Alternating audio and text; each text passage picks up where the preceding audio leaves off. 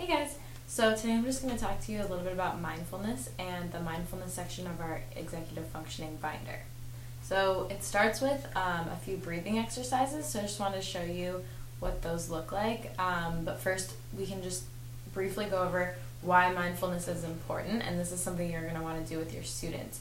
So explaining that our minds tend to wander a lot, and to bring our minds back is the practice of mindfulness. So when you notice your mind wandering, and you recognize it and you bring it back, that's your practice of mindfulness. And the more you practice this, the better you'll get at it, and the more you can do it during school or when you're feeling distracted. So explaining that to your students at the very beginning of this lesson is important, and in the binder itself it has a poem that I really like called the Autobiography in 5 chapters. And that kind of really shows the student that if they continue to do something over and over again in the same way, they're never going to make any progress. So reading that sometimes has an impact on them. But I'm just going to show you the breathing exercises that we do that you can use.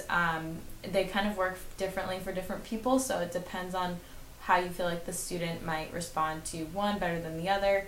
The first one just starts with a body scan. So what you're going to do is you're going to tell your student to discover their mindful body. What you're going to do is you're sitting flat on the ground with your hands on your lap, and you're going to close your eyes or look down, whatever the student feels comfortable with. This is where you're just going to focus on taking deep breaths, so there's nothing different about how you're breathing. But when you notice your mind starts to wander, you bring it back and you focus back on your breath.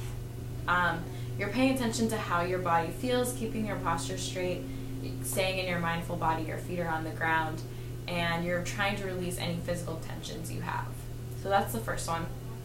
And you can do the body scan at any point, or you can get into your mindful body if you're doing a meditation or anything like that. The next one is called Starfish breathing, or 5-finger breathing. I like this one because a student can do it under their desk at school, in the car, or when they're going to bed.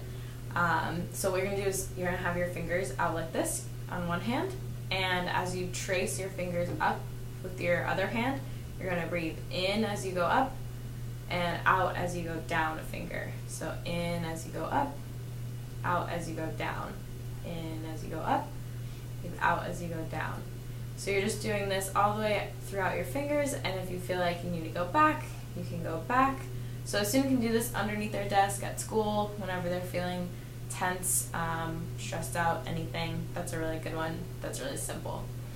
The next one is called chest and heart breathing. So for this one, you're going to place one hand on your chest and the other on your stomach, and using as much pressure as you feel comfortable with.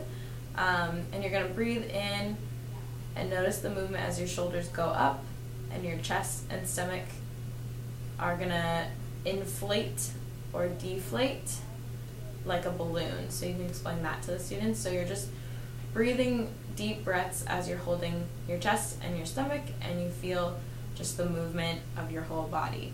And this one you probably also want to be in your mindful body. The next one's called 4-4-8 breathing. So it's been proven that when you exhale longer than your inhale, then your nerves send signals to your brain telling it to calm down. So it's actually really helpful if you're able to count that. So the 4-4-8 breathing is you're going to sit in your mindful body, and you're going to breathe in for a count of 4, and then you're going to pause for a count of 4. So you're going to hold your breath there, and then breathe out for a count of 8.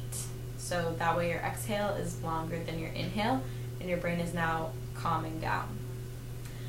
The last one's called pretzel breathing. This one's a little more active, so I like to do this with some of the wigglier kids. So first you're going to stand up. Sorry if you can see me. You're going to stand up, cross your legs like this, and then you're going to hold your arms out in front of you, put one arm over the other, put your palms together, and then twist them into your chest like this.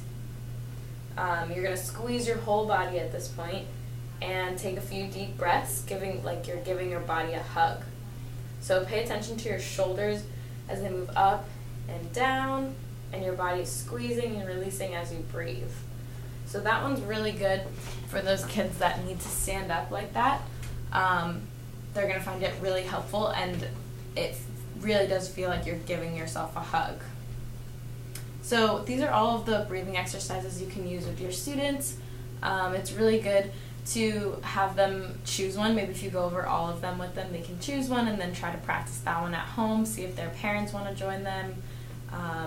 But they're really good ways for the student in a simple way to start their mindfulness practice.